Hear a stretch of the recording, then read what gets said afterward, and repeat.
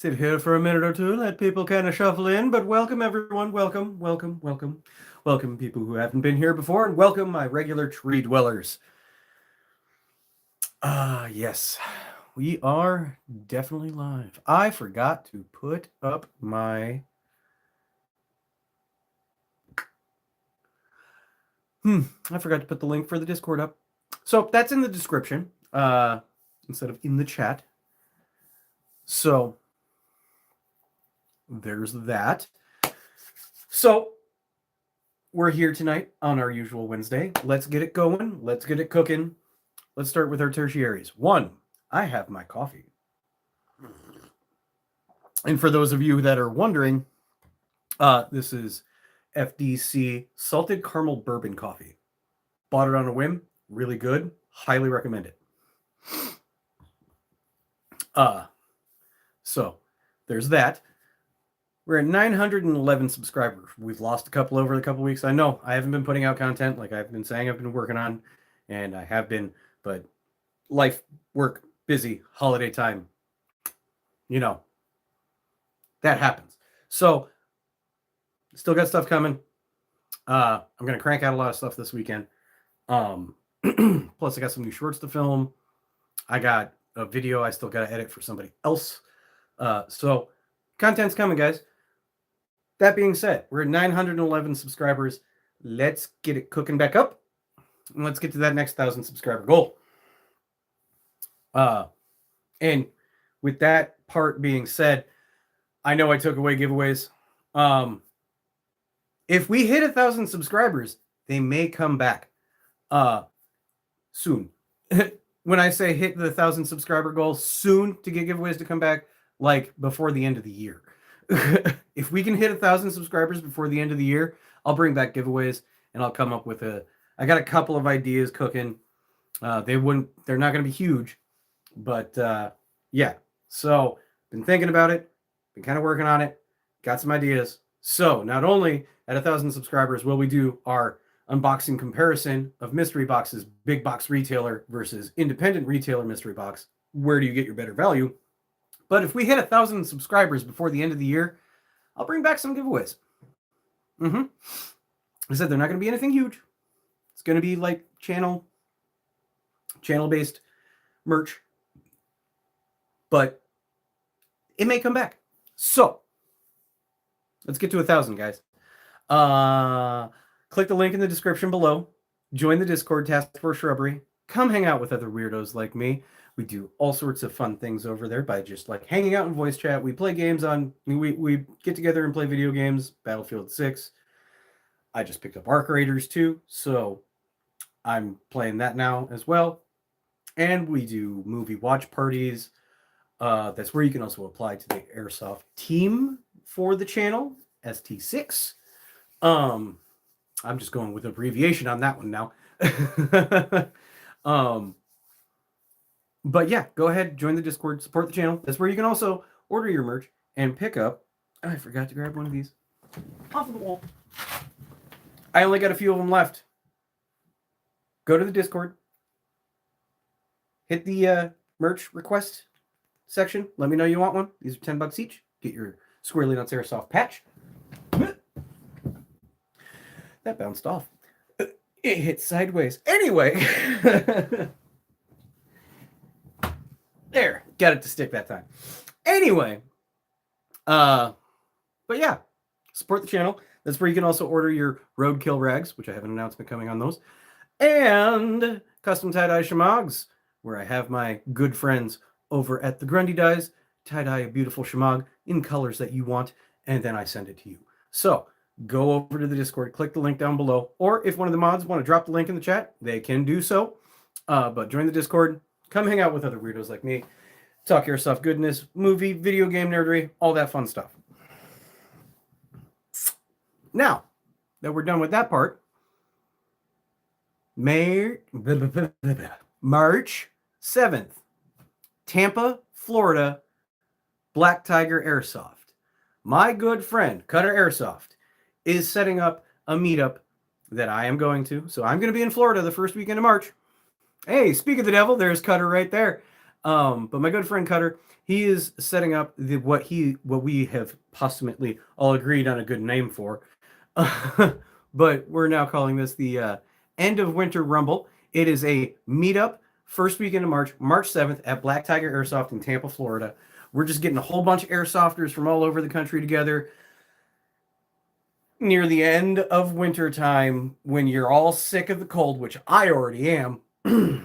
Go down south, play some airsoft, hang out with some good dudes, eat some good grub, and have a good time. So, guys, if you're in the area or you want to go out there and get a nice little warm vacation to kick off your spring right, come out to Tampa, Florida, March 7th. I will be at Black Tiger Airsoft in Tampa, Florida, playing airsoft all day with my good friends down there and anybody else who is up, who decides to come down. So come on down, and we've already sent invites to a bunch of people that we know on Discord, which is airsofters from all over the country and YouTubers, airsoft content creating YouTubers from all over the country. A whole bunch of them are saying they're going to try to make it as best as they can. So if you want to catch a whole bunch of us in one spot, if we all show up, which I know I am, I know Cutter's going to be there, Shadow Ghost is going to be there. I'm pretty sure I see him in the chat. TSA, Team Shadow Airsoft, is supposed to be showing up as well. Let's see. There's conversations of people from the West Coast coming out. So there's going to be all sorts of people at this little meetup / event that my good friend Cutter is putting on. Also, go over to Cutter Airsoft on YouTube and give his channel a sub. And also, if you need teching done, hit him up. One of the top airsoft techs that I know.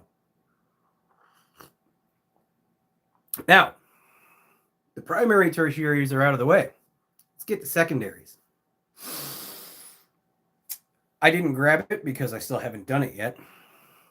But for those of you who do know of the channel merch, and I mentioned this earlier about the roadkill rags, where you can call your hits in style. It's a custom kill rag that I hand draw, hand number. We still have a stack, making it to 100 before the design changes. Here's the thing. They're not the most illustrious things in the world, but they're handmade, they're artsy, they're fun, they're collectible. But one type of dead rag that I've always been trying to get my hands on are they're little MOLLE mounted pockets, and you can just pull the dead rag out, and it's got a little piece of Velcro on it, so you can put it on your helmet or put it on your plate carrier, and you can spread out the dead rag. And then you can stuff it back in, and then you're not worried about losing it. It's secured to your plate carrier or your belt or your helmet or wherever you want to put it.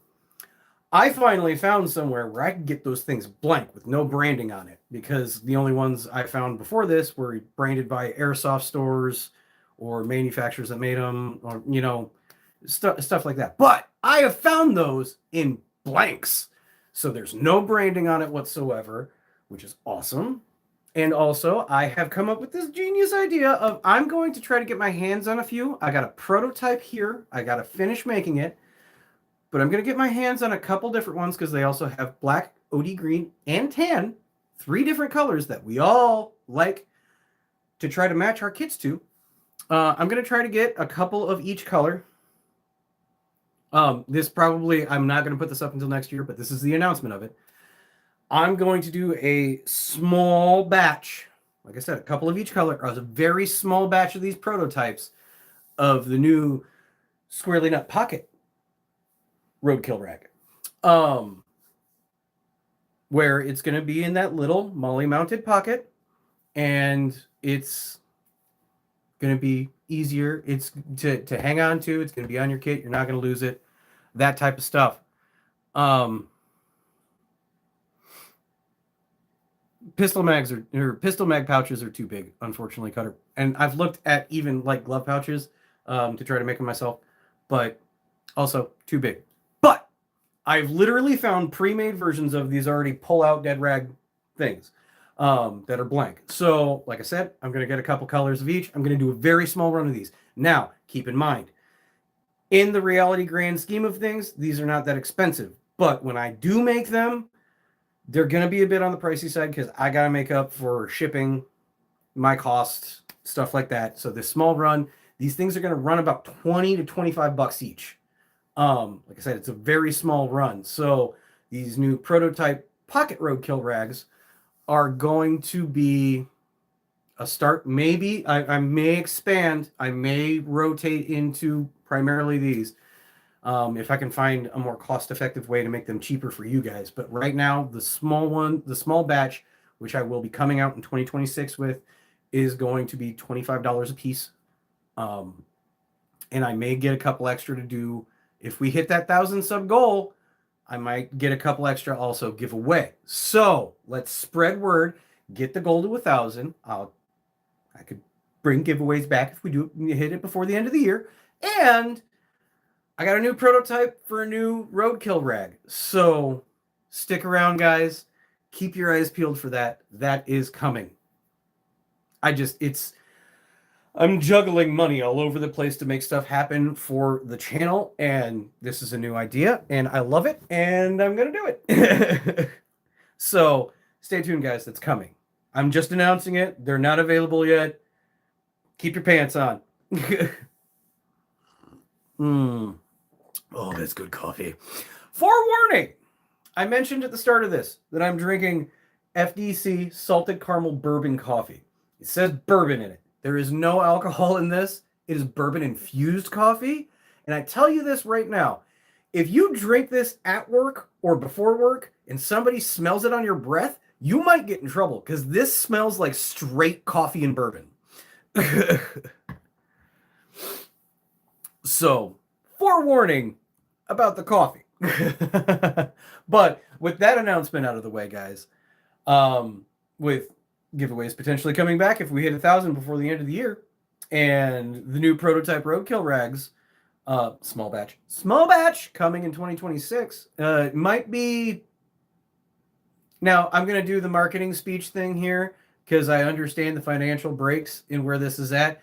They might be out by Q2 of 26. Q2, quarter 2 of 2026. So it'll be after April. Unless I can make something happen before then. But I got a trip to Florida to make. Plus, I got the Task Force Shrubbery meetup coming up later next year that I also got to work towards. Plus, new builds, new videos, other things going on in life. So, keep your pants on. About Q2, 26, new prototype, pocket roadkill rags. You're assuming I'm wearing pants. That is a loaded statement, Jason.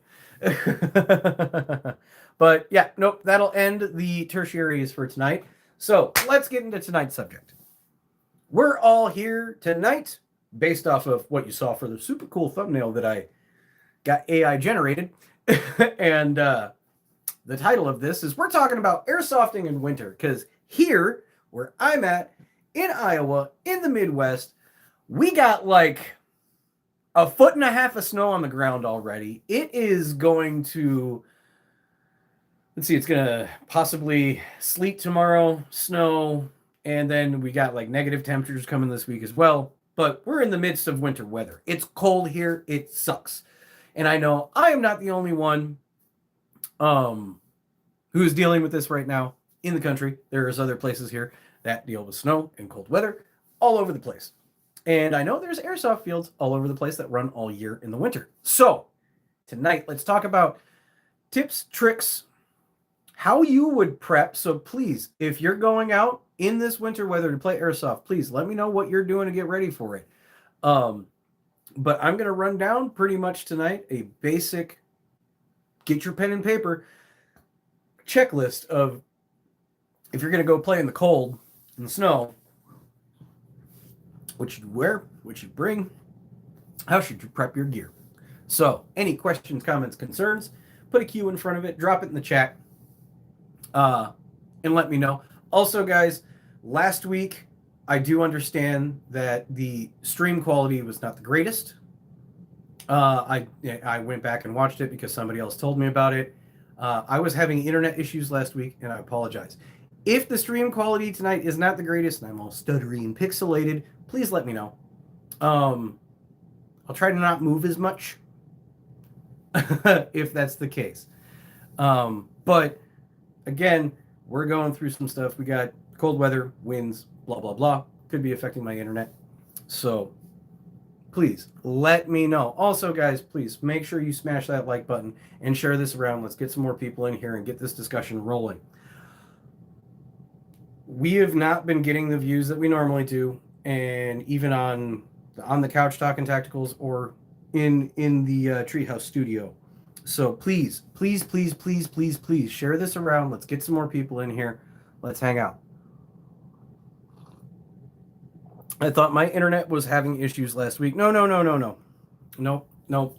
And I assume a lot of people thought that as well, Jason. But no, my internet actually went through an outage before I started my stream last week, got back on right before I started the stream. And that's what it was, a messed up connection type thing because we had an outage. It was a reconnect and it was slow bandwidth. I'm hoping tonight is going a lot better. So first things first, when you are going to play airsoft in the snow, cold, hazardous conditions of colder climate, first thing is first, and we say this all the time when we talk about airsofting in general, or in hotter weather or anything like that. But in cold climates, this is also extremely critical. Get hydrated, drink water, hydrate before the day before you play. But you want to be drinking water also on the day of game, but you want to stay hydrated in cold water because when it's hot outside, yes, you sweat and you noticeably sweat. And you know you're sweating. Cold weathers, sometimes you can't tell because you're wearing multiple layers of clothing most of the time. So dehydration can happen in cold weather, which can also increases your chance of hypothermia. So drink water and be hydrated. Cold climates are just as vicious on your body as hot climates are. But that's number one. Number one. Write that down. Oh, man. Tip number 2. This is before I go into full what you need to have, what you should wear underneath all your camo and your gear and stuff. But tip number 2, and this should be a duh thing. I myself am somebody who I turn my gloves into shooter gloves. I usually cut these 3 fingers off on both hands because I am a very tactile person. I like being able to actually feel trigger. And but in cold weather climates, no. Full finger gloves, because if you're going to be out running around in cold weather playing airsoft, your digits are going to be the first thing that's going to get affected by the cold weather. Trust me. If you've never done it before or been outside in the cold for long periods of time, your hands get cold very, very fast, and increases chances of frostbite. So full finger gloves. It doesn't have to be super thick. It doesn't have to be cold weather gloves. Unless it is that cold, then get cold weather gloves. But full fingered gloves, at least. Preferably not something like super thin, but even if it's not like cold weather rated, super thick, dense winter gloves, like standard hard knuckle tactical gloves will do you just fine, because once you get moving, your body's warm, and that will just help retain the heat within your hands. Cutter, 2 pairs of socks, thermal underwear, and layers, gloves, scarf, and thermal jacket. I am going to now caveat that, Cutter. Here's the thing. This is where now we got the basics down. Drink water, wear full finger gloves. Now we're going to get into what you should wear underneath. This is what I would wear if I was insane enough to play in the snow. I understand, Cutter, But you need to take this into effect, and so do the rest of you in your thought process when you're going to go play in the cold. Yes, you want to wear layers, but the purpose of wearing layers is so you can shed layers when you get hotter. When you're running around, your body will build up temperature and you will heat up. If you're wearing too many layers and you consistently wear all of those layers the whole day, you're going to get sick. You're going to have sweat pool on the inside of your clothes and everything's going to be damp. And it's going to be a problem. You could potentially reverse the process of warm clothes and make it cold clothes. But so here's the stack of things that I would wear. Number one, the socks. Socks. If you have thin socks, yes, 2 pairs of socks. But pro tip, spend some money, save some money if you're going to do this. Go buy Fox River socks. I bought these when I was in the military because they were suggested to us by drill sergeants and people that have been in for a while. Everybody, Fox River socks are not cheap, but they're well worth the money because not only are they good for summer, they're nice, thick, they're moisture wicking socks, and they also are awesome, absolutely stellar in cold weather. Fox River socks are moisture wicking and they're thick. They breathe. They're not too hot, not too cold. They keep everything in a nice temperate level and a very good insulator in cold weather. They're about $9 a pair last time I bought them. They could have gone up.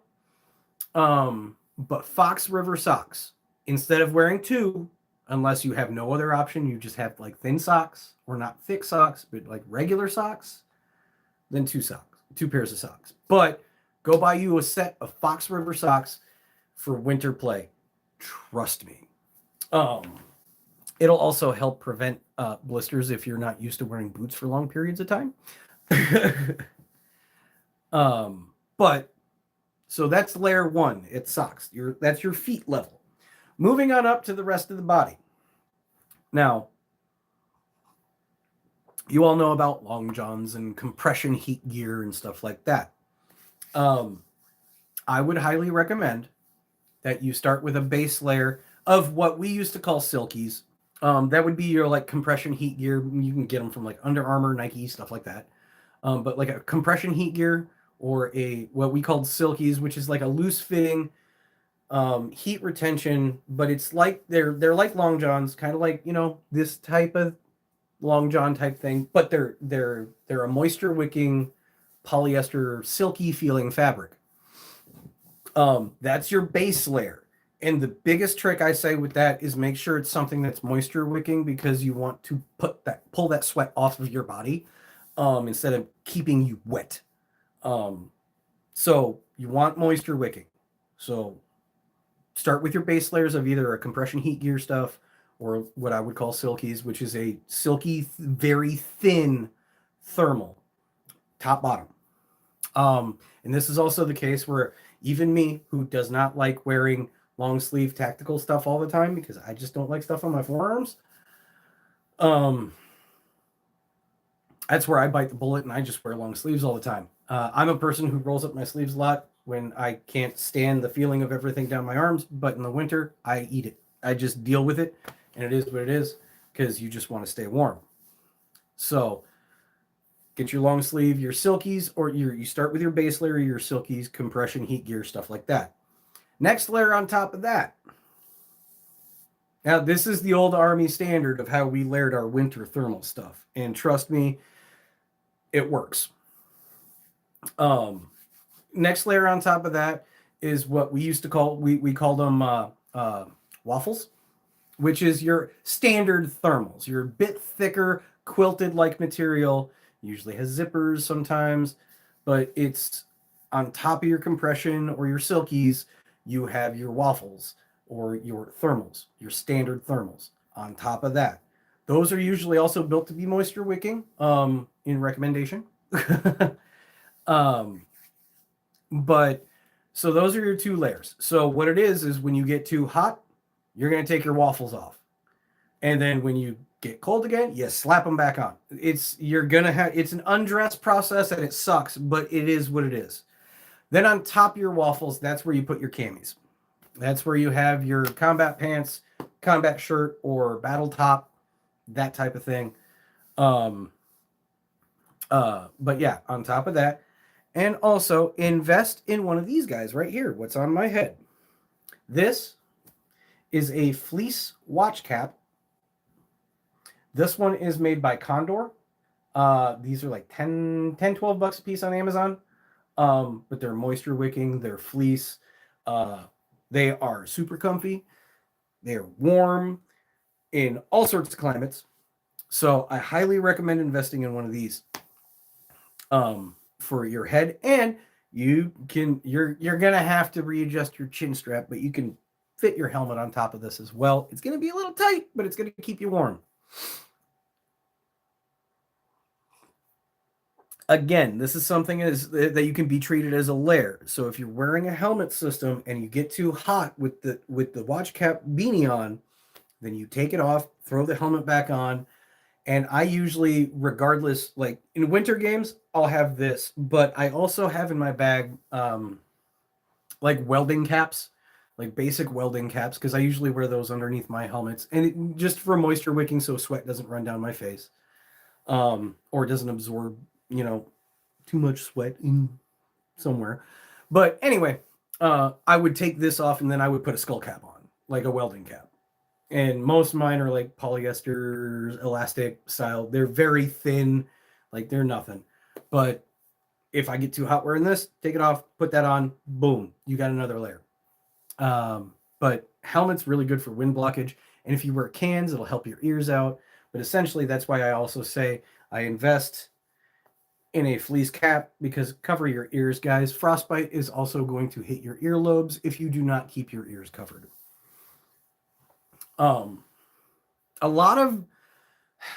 Before I keep going, a lot of the tips that I'm giving, again, are based off of what I was taught about cold weather combat in the Army, on how you want to protect yourself from getting sick, getting hypothermia, anything like that. If I'm missing anything and somebody catches it, please go ahead and throw it down in the comments.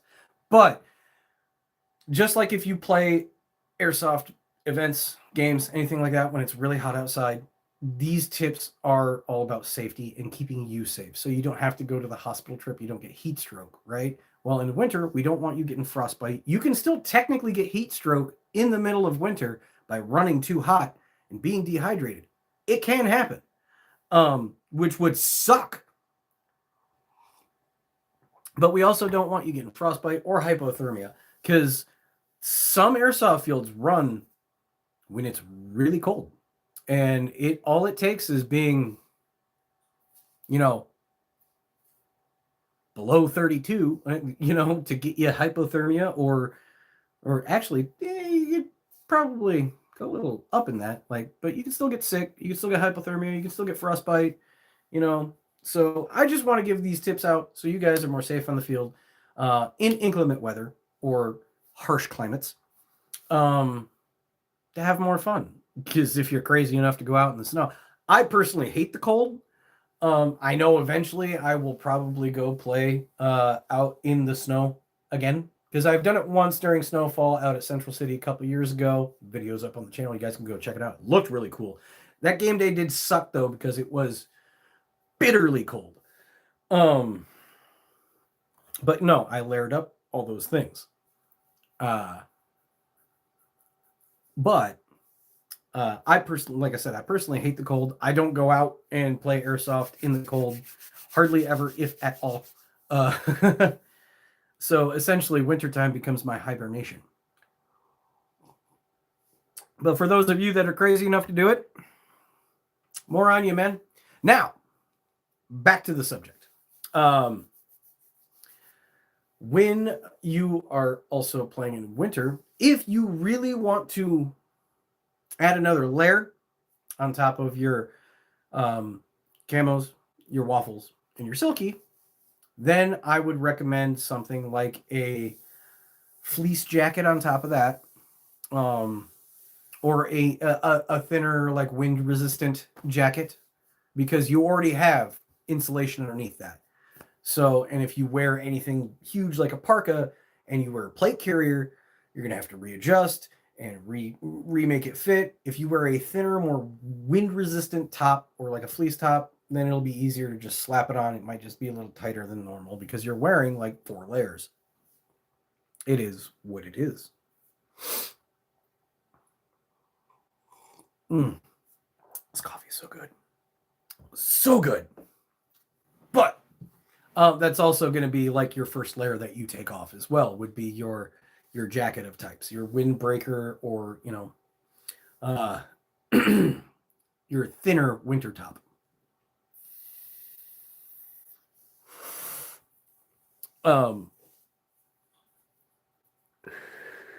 Let's see.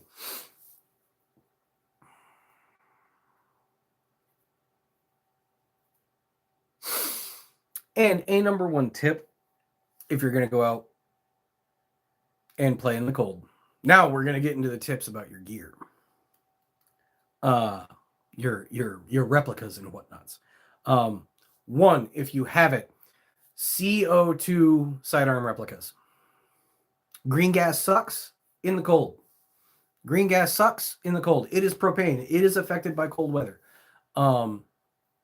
So, that being said, if you're running green gas in winter, bump it to red gas, or if it's really, really, really like below zero cold, then it's black gas. I mean, you could run black gas in like 32 to 0 or less, but your airsoft replica might not like it. So start with red gas, see how performance goes, and then up it to black gas if you have to, depending on your temperature that you're playing in.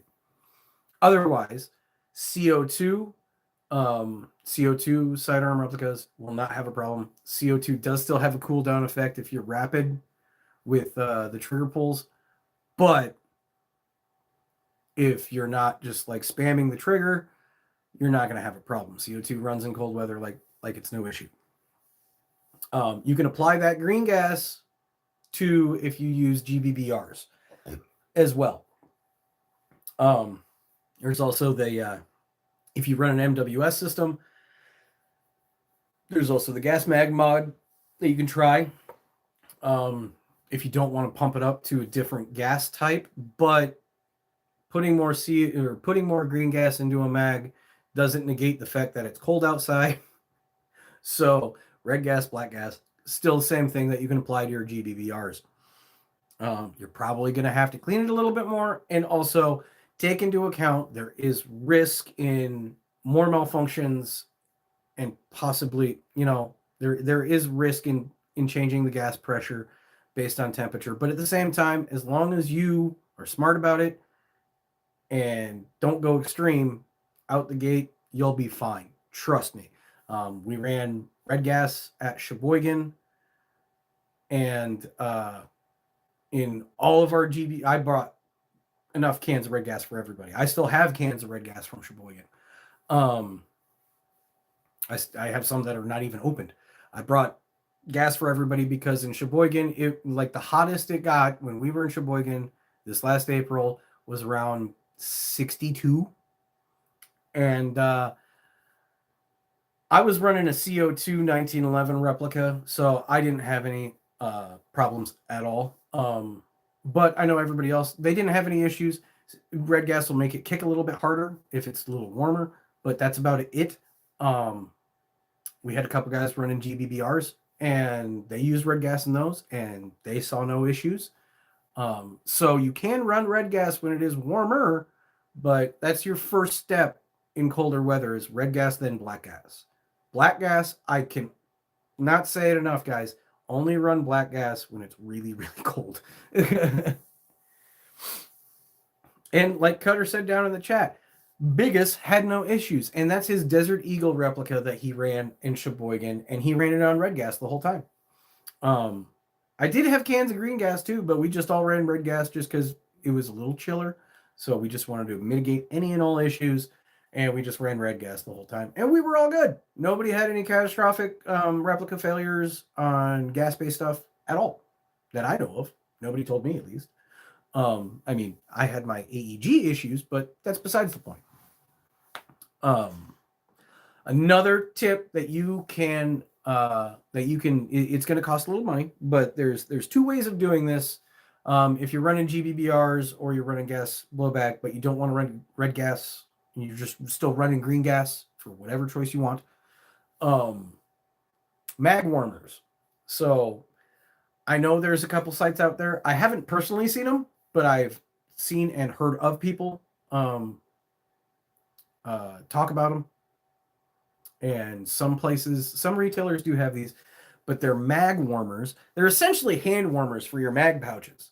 So you can either get double stack pouches and stuff a hand warmer down in there and put your mags in them, or you can get mag warmers and have your magazines just kept warm the whole time. So that way, when you go to use them, they have time before the exterior temperature cools down the magazine and gives you issues. So mag warmers are also an issue, or also an option.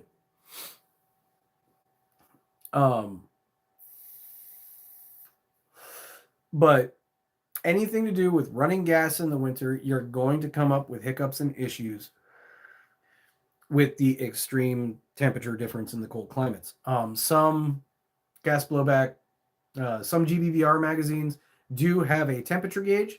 When you pull out the core of your like MWS M4 mag, some Tokyo Marui ones, they have a little temperature gauge on the side, and it tells you what the temperature of the mag is, or the exterior temperature outside of it sitting out there is. So that way you know where your performance range is going to sit. Me personally, I just keep track of the weather outside, and I will base it off of what the exterior temperature is.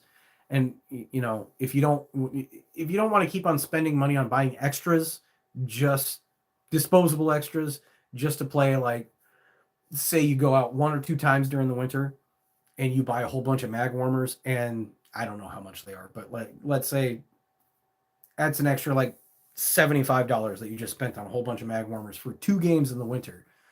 Was it really worth the extra $75?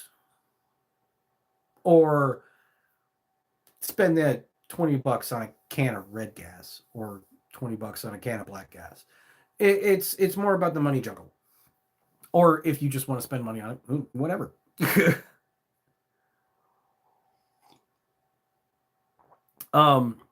Fogging, eye protection.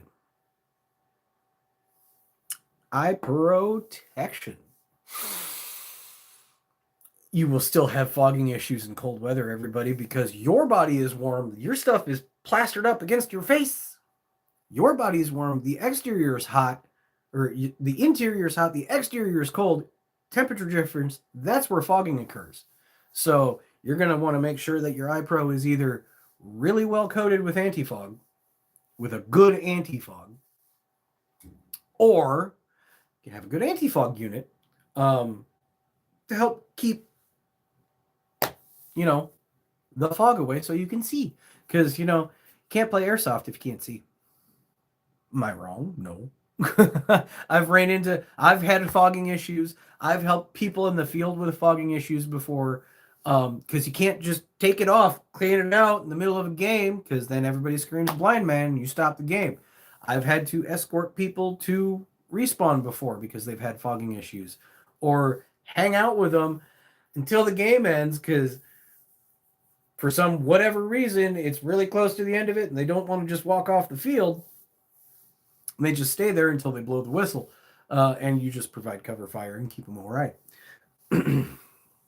But fogging with your iPro is going to possibly still happen in colder climates. So either make sure that your stuff has got a really good anti-fog coat on it, or you have a good anti-fog unit set up.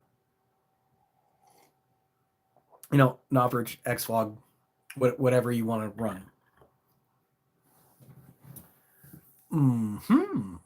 So, right there, I'm going to stop for a minute on just rambling. And see, you guys got any questions or comments that you want to throw in? Anything I missed or added on so far? Or Am I doing a good job in covering? Or just let me know. Are you going out this winter to play? Let me know, guys. Let's keep the conversation going. Otherwise, I'm just talking at you.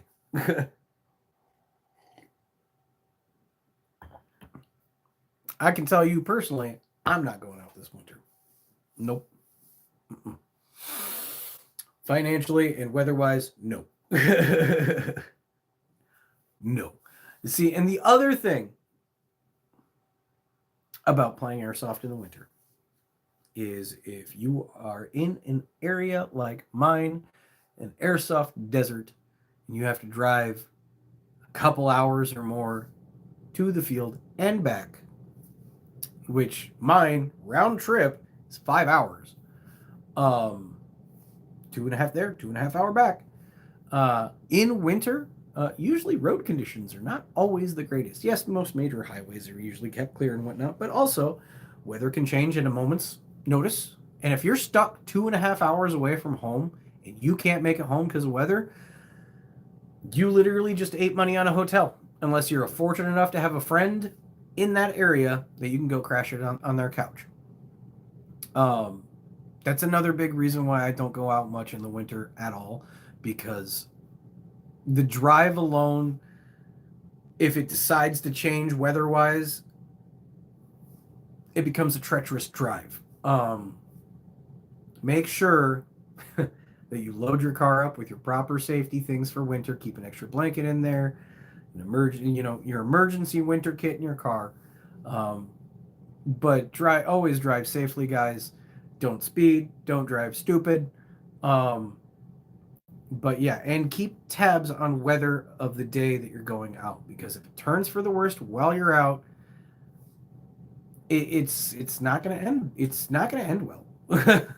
I've driven through a lot of really nasty weather in my years. I've driven through a hurricane. I've driven through multiple blizzards over my life. Multiple blizzards. Multiple ice storms. Ice storms in states that don't deal with winter, and then when they do get it, they don't know how to handle it. So it makes everything even worse. Rainstorms, tornadoes, all those things. I've driven in a lot of different conditions. Me personally, I will always say that winter is the most dangerous, because everybody's just like, well, I got 4-wheel drive in the snow. 4-wheel drive doesn't help with ice. I don't care who you are or how good of a driver you are. Ice, you ain't going to do nothing. You're going to try to control the car, but 9 times out of 10, you can do minimal controls. So when I say drive safe and call it off if the weather even smidgenly takes a turn for the worse, if you have to make a long drive. If you live really, really, really, really close to your airsoft field, go, have fun, whatever. But keep tabs on your weather, and if you have any sort of chance of it getting nasty, don't go, guys. Just don't take the risk. I love playing airsoft. I really do. It sucks that I can only make it out a couple times a year to do it, but I would rather be safe than make a dangerous journey just to go play airsoft.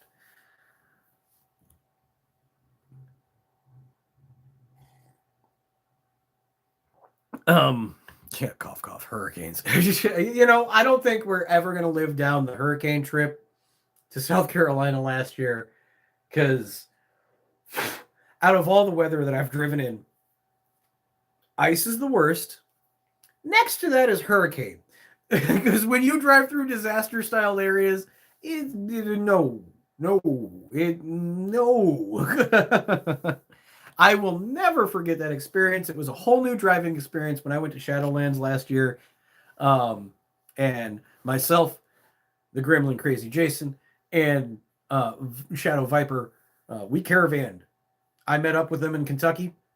We caravaned from Kentucky to South Carolina, and we went through this story on the channel before, but we drove through the hurricane that hit last year and messed up North Carolina and Tennessee and took out a whole bunch of towns and all sorts of stuff like that. We drove through towns that don't exist anymore. So when I say that's number 2 next to ice, yeah, that's just because that's butted right up next to it. The only reason why ice Ice is always number one, is because literally, there's nothing you can do. There is nothing you can do with ice. Once you, I mean, I don't care how professional of a driver you are. Once you start ice, it's slow down. That's all you can do is slow down. But four-wheel drive ain't gonna save you. All-wheel drive ain't gonna save you. I've been working on cars since I was 17. I went to college for it, and I will tell you this from mechanical experience alone: all-wheel drive and four-wheel drive, no matter how good it is, how fresh your tires are, anything like that, if it's just straight ice, you ain't winning. You just slow down. That's it. Slow to a crawl and go. So that's like my big stress on traveling for airsoft in the winter, guys. If it looks like it's gonna be bad, don't do it. If it looks like it's gonna turn bad, don't do it.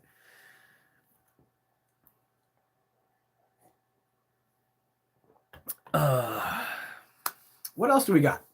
Anybody else got anything to throw in here? Because I know there's a couple other people in this chat right now that live in places that get weather on the colder variety. Is there anything that you would do, or you would want, or you would think of to prep for playing airsoft in the winter?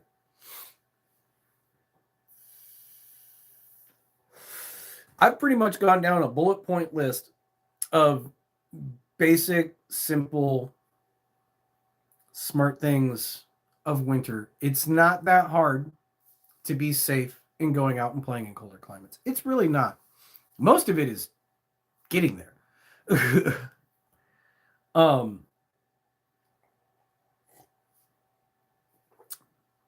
The one last thing that I think we're going to tap on this episode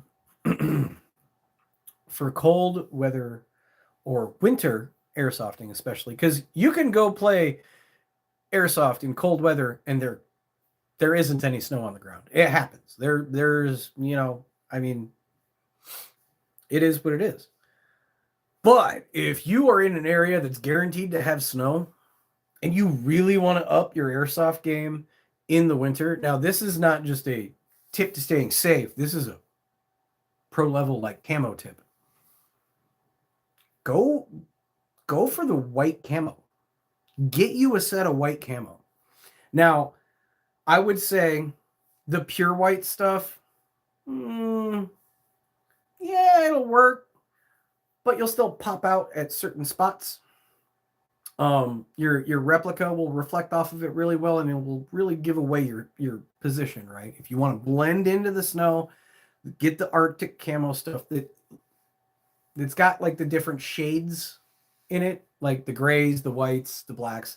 Like, if you can find the winter camo, not like real tree camo, no, the white with like tree branches on it, no, tactical white winter camo, because that blend of color will actually blend into the background a little bit more. So at distance, it'll be more like, oh, that could be a brush, or that bit of black could be like, oh, that's like a branch coming down, like, stuff like that. And just be prepared to maybe lay down in the snow or crawl around in it if you're going to go that route. Because if you really want to blend in with your environment in the winter and be less visible, just remember, guys, if you're trying to, blend in with your environment with your camo, it's about breaking up the human form. That's why the multiple shades of white, not just stark white, is the better idea. Use like the white Arctic fringe cap for your helmet, more like kind of like a ghillie. You can even get winter camo wraps for your replicas that you can put on, so you can still use them in the winter, but you don't have to worry about that special paint job or that just stark black replica giving away your position.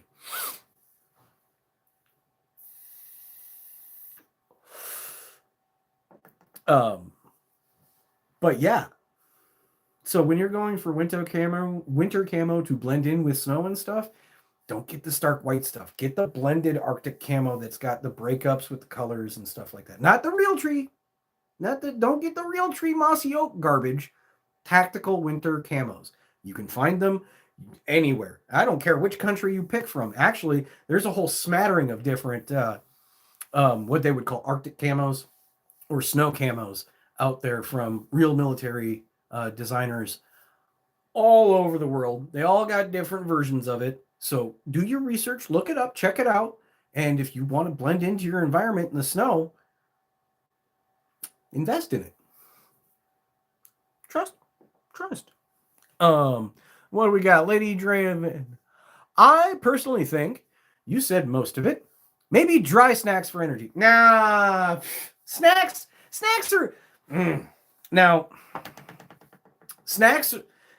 Let me tap on this. I don't think we've ever really airsofters across the content creation spectrum has always come up with, like, the snacktical pouch on your kit, or there are storage compartments on some replicas that you can put like snacks and things in. Snacks have always been a thing in airsoft. It's always a part of it. Somebody always brings. I always bring snacks to airsoft or some sort of munchie. Obviously, I bring lunch and whatnot, or an MRE or something. But snacks and airsoft are essential for any climate. Make sure that you have a decent snacktical pouch somewhere.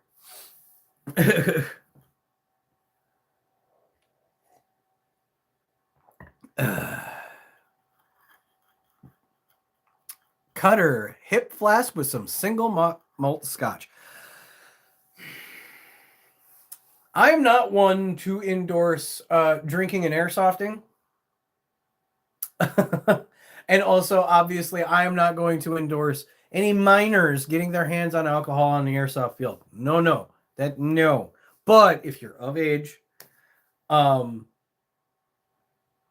you really feel like you need it, don't get caught, because most airsoft fields don't like alcohol on the field.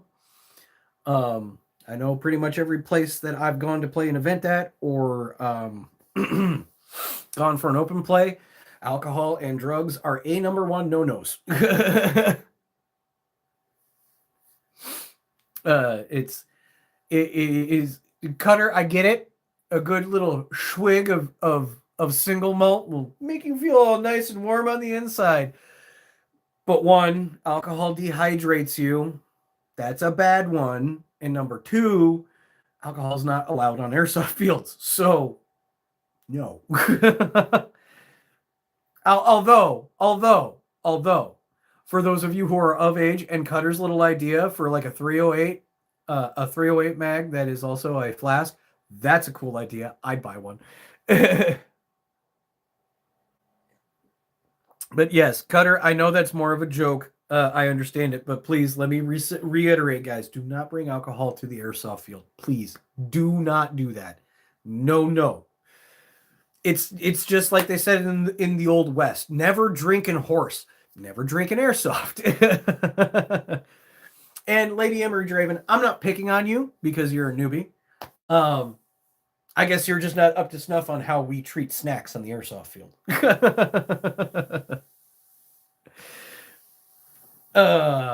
And Prime Tech, it's good to see you, my friend. Welcome. F snacks, I'll take meals for the man children. Oh, that's funny.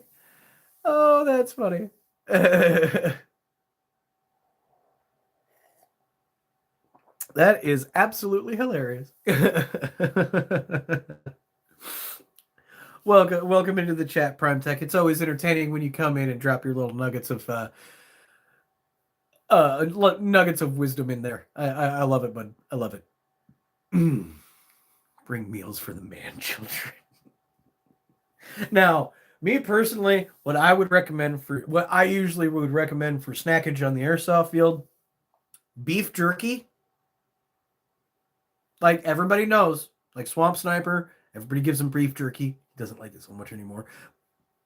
But but yeah, beef jerky is great. Some sort of sweet is also awesome, like candy, like Snickers or M&Ms or Skittles or something like that, Twizzlers.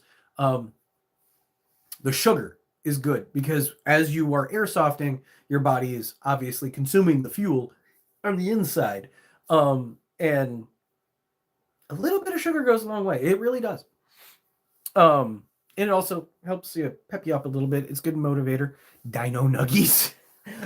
Jason, are we building a fire at the airsoft field to cook our dino nuggies?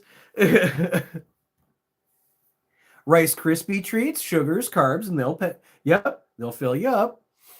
Usually take a big bag of trail mix. I know a lot of people that bring trail mix too. I'm not the only one that does beef jerky or candy either. But the basics, I think, across the board is like somebody's favorite little candy snackage, beef jerky, trail mix, nuts, something that's portable, that can fit in a pouch or a pocket.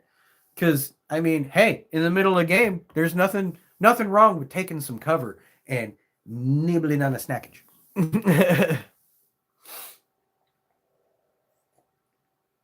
I mean, I'm not gonna lie. There's been a couple of times in the middle of game where I've literally taken cover and I've hit my vape, or there's nothing going on. Oh, vape break. That type of stuff. But yeah. Airsoft snackage is always important. I don't care who you are. That's why I think that's why airsofters who travel a lot to go to Milsims or other events, that's why we like Buc-ee's so much. Because they literally have every snack imaginable that you would want to take to an airsoft field in multiple different flavors that you can't find anywhere else. Like, trust me, their beef jerky wall is amazing. Better than the pocket cheeseburger?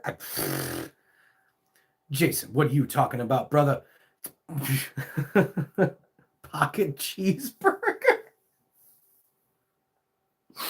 Are you thinking like those sustainable camping cheeseburgers in a can? Who has a pocket cheese?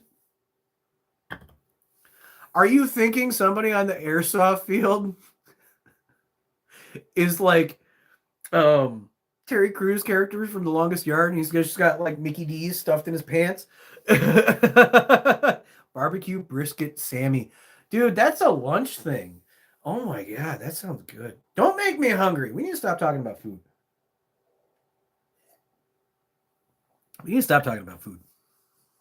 Boo. It's getting too late in the evening to eat a full meal. I don't want to get hungry right now. Boaz buys Mickey D's cheeseburgers and packs them because they don't go bad.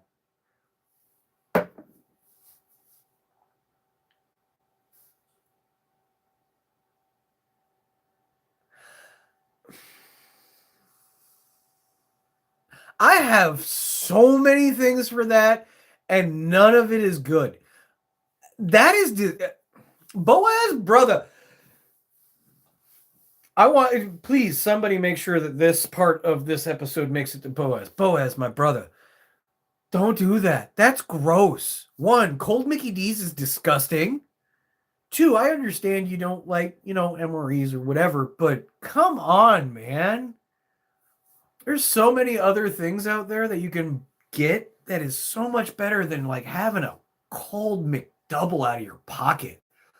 Ugh. I get it that it's processed. None of it's really any real food and doesn't go bad. That's just gross. Ugh. Granted, I eat Mickey D's, but if it's cold, it usually goes in the trash. It's nasty. Oh god.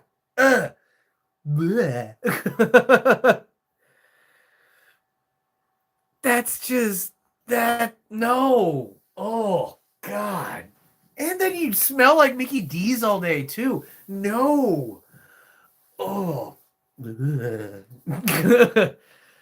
Boaz, please stop doing that. Oh, that's gross.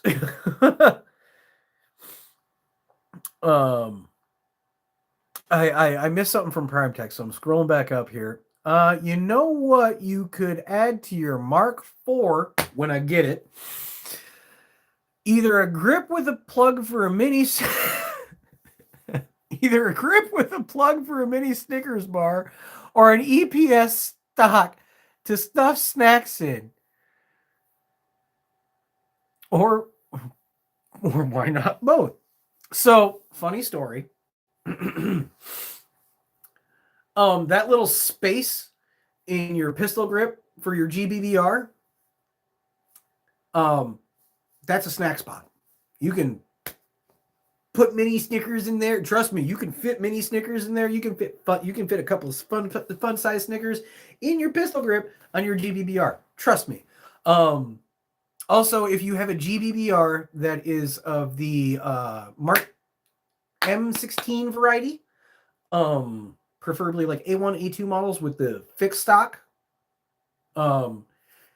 most of those have a compartment in the stock that is usually for a cleaning kit. You can fit 2 Nature Valley granola bars in there, or a couple of candy bars. So I already know of some spots on replicas, if you have the right setup, to stuff snacks in. So Prime Tech, I appreciate your info, but I already know some tips. Oh man. Yeah, Isaiah has talked about it a few times. Okay. Now that I'm coming back up on some more comments, I see this about Isaiah and burritos. Isaiah, bruh, cold burritos? Come on. Now you see why I bet better than... Dude, why does your gun weigh? Why does your replica weigh 8 pounds? No reason. Skittles fall out of the stock.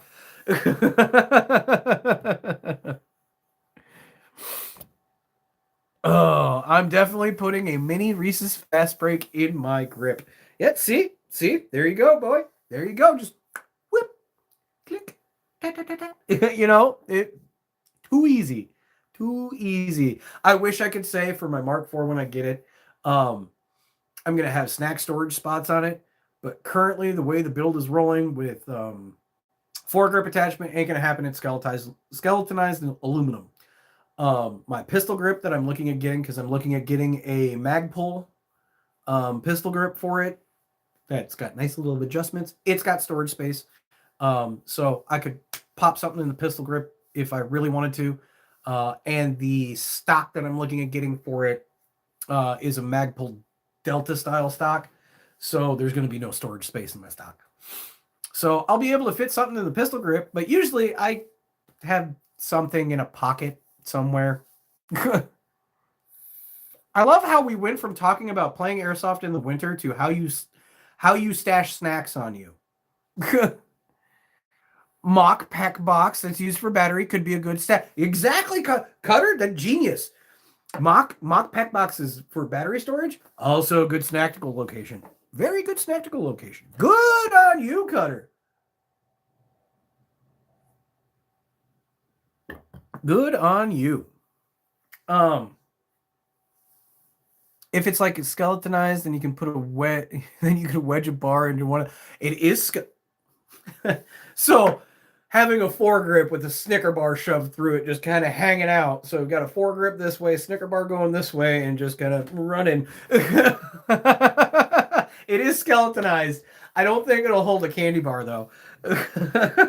Maybe a bag of Skittles or a stack of Twizzlers.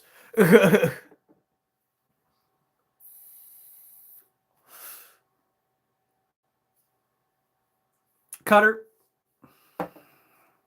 thanks for the idea. I'll talk to you about it later. I'm gonna have to buy a mock. I'm gonna have to buy a mock back box now, just to make content. Oh my god, that's genius. That's genius. And those mock pack boxes are cheap, so this doesn't bother me at all. Yep. Oh, well, so we've been going. Wow, we went through tonight really quick. Already over an hour. Awesome. Imagine the situation when the bar gets Snickers hit, candy down. Oh, dude, that's going to be the worst part of the day. You got a candy bar floating in a skeletonized foregrip, right? And then candy bar gets stuffed with, gets popped with a couple of BBs, gets knocked down, and it eats the BBs at the same time. And you're like, no! Have a huge thing about it. With squirrely branded pack. Don't give me any more merch ideas. I already have enough money invested in other ones.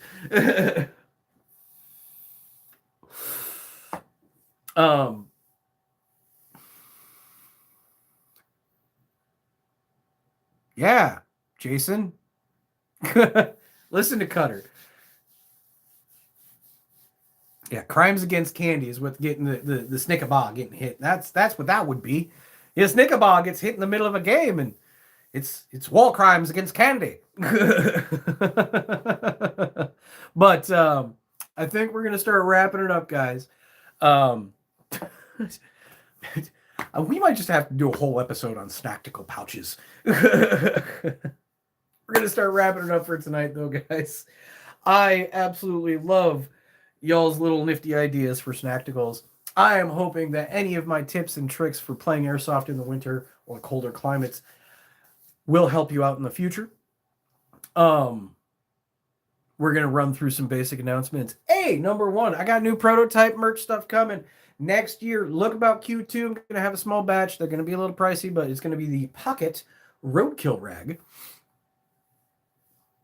Call it the Nutty Snack Bar. Prime tag, Jesus. But yeah, we're gonna have. I'm gonna have prototypes. A small run of prototypes coming out of a new roadkill rag, which is going to be the Pocket Roadkill Rag. You know, the roadkill, the dead rag that is in a MOLLE mounted pocket that's velcroed, and you can velcro it, and it's attached, and you don't have to worry about losing it. Yeah, I'm going to do a small run of those. So keep your eye out for those. I will let you guys know when I get the small batch of them and get them ready to go. They're going to be about $25 each, 25 bucks each. Again, I know they're a bit on the higher end side, but I got to kind of make up costs somewhere. It's not a do it, Cutter. It's going to happen. It's going to happen. It's not a do it. It's going to happen. I already had this idea already. Tonight was just the announcement of it. I still have to make the prototype and then finish making the prototype, I should say. And then I will show it off and let everybody know.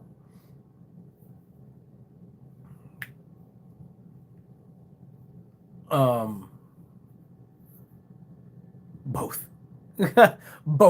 both is what Cutter says. The Nutty Snack Bar plus the Pocket Roadkill Rags. Who knows? We might come out with the Squirrely Nuts branded Snacktical pack box. I don't know.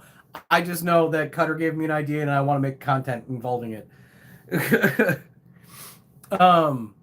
But yeah, so keep your eyes peeled for that new bit of merch. Please make sure that you join the Discord. Link is in the description.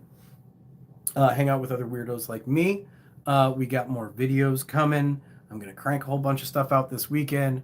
Also, guys, we're at 911 subscribers. We're so close to that next goal of 1,000. If we hit 1,000 subscribers before the end of the year, I will bring some giveaways back. They're not going to be huge.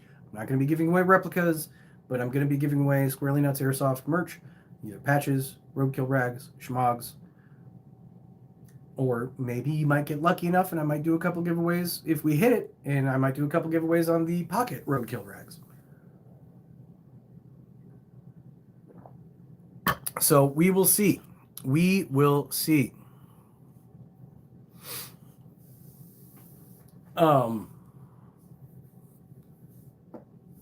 So yeah, keep your eyes peeled for all of that, and let's push the channel. Let's get this shared. Let's get to that 1,000 subscriber goal so we can do the mystery box thing, comparison thing between independent retailer mystery box or big box retailer mystery box. Which one do you get the better value out of? So 1,000 sub goal has now added a couple of things to it. We might be getting some giveaways back. So if we hit 1,000 subs before the end of the year, that's only a couple of weeks, guys. Also, next Wednesday, Council of Airsoft Dudes. Next Wednesday, 8 p.m. Central Standard, here on the channel. I already got a couple of guys that volunteered, and my co-host Cutter will also be there, like normal. but I got a couple of guys volunteered already. Anybody else that wants to be on it, you got to join the Discord because I'm only taking volunteers for this one off of the Discord. So I've already made an announcement on Discord last week for it. And guys, if you want to get on the next episode of the Council of Airsoft Dudes, join the Discord. Let me know. Go react to the announcement and the announcement stuff, and we'll get you on next week. So for those of you that are already on it, next week, 8 p.m. Central Standard Time, Council of Airsoft Dudes, we are doing a special holiday episode. This is going to be our Christmas party of sorts.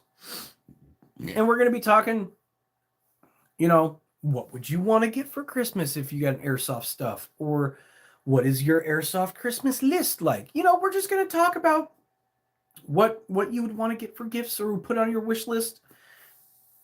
And talk about, and we're going to chat a bit about what's going on in 2026 for us when it comes to airsoft. So next week is going to be our big holiday blowout for the Christmas time for the end of the year. And that might be the last Talkin' Tactical until 2026. I haven't decided yet. Now, here's the thing. Some of you may be asking yourself, but Squirrely, Christmas Eve lands on a Wednesday this year. Are you going to do a stream on Christmas Eve? I'm thinking about it.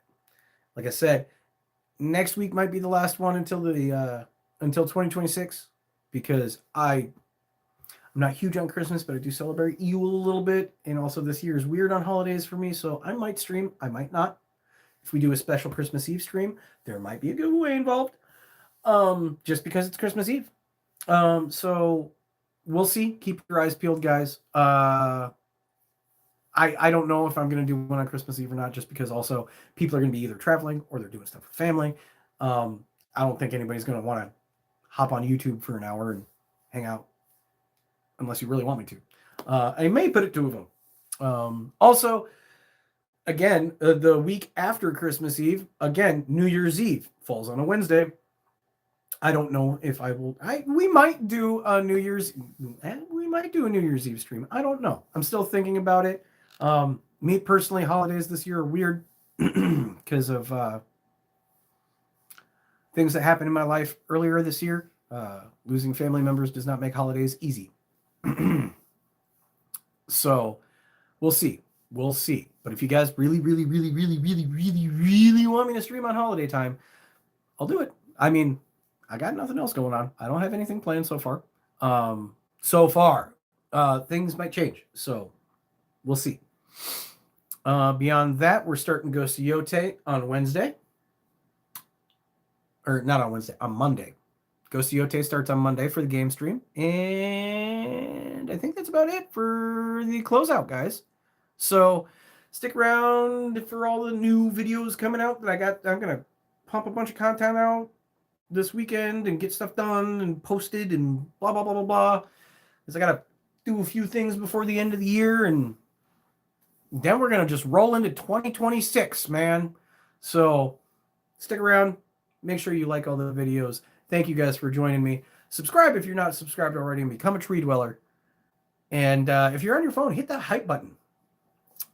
Let the tubes know that this content is worth seeing to spread it out to everybody. So smash that hype button if you're on your phone as well. Beyond that, guys, until next time, never ever forget your battle cry. Nee!